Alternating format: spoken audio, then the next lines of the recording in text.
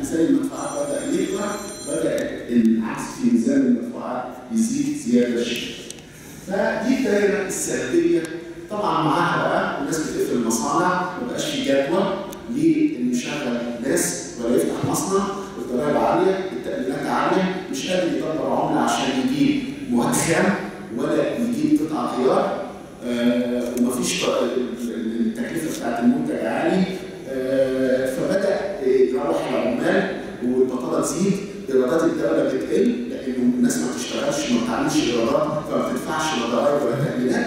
دخلت في الدايره الصعبه جدا اللي هي مرحله بسميها كارثيه. كان لازم انك انت تقول انف مش هنقدر نكمل بالوضع ده. مع الاسف الاعتبار انا بتكلم عن الحاجات اللي انتوا بتلمسوها. يعني ايه بتلمسها؟ يعني في قمح وفي رغيف عيش، فانت بتلمسه. في صيدليه وفي ادويه، فانت بتلمسه. في البان اطفال، في منتج بتاع. انما اللي انت ما بتلمسوش لكن الدوله لازم تعمله، الامن القومي بتاعها.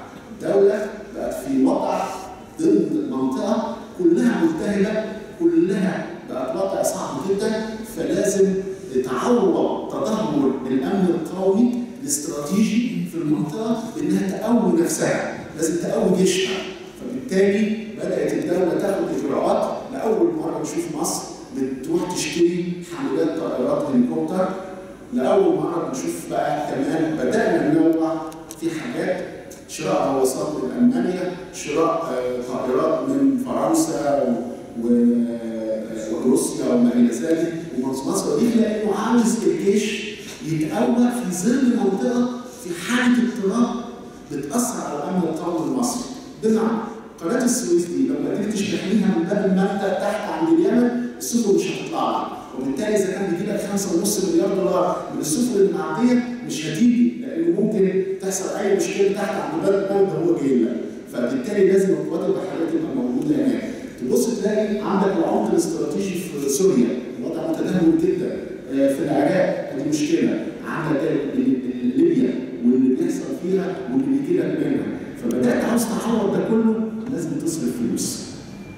انت ما تشوفوش، لكن انت لو حصلت مشكله في الشارع وقنبله انفجرت ولا بتاع، تبدا كمواطن تقول فين الامن؟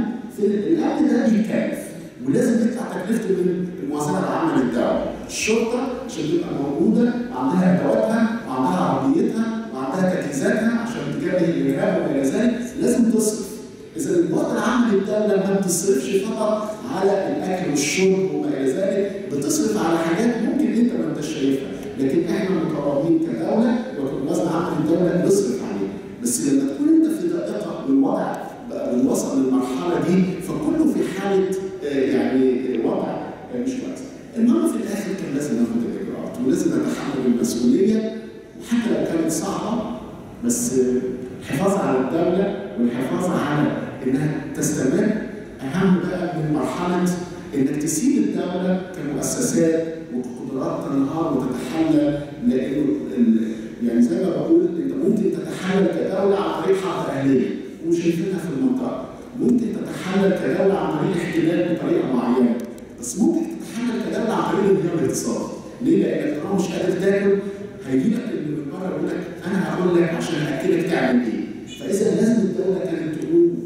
فبدا ياخد اجراءات كانت قاسيه على الناس وقاسيه جدا، بس ما كانش فيه بديل. عشان اكون امين ما كانش فيه بديل. وانا اتسالت السؤال ده في بديل؟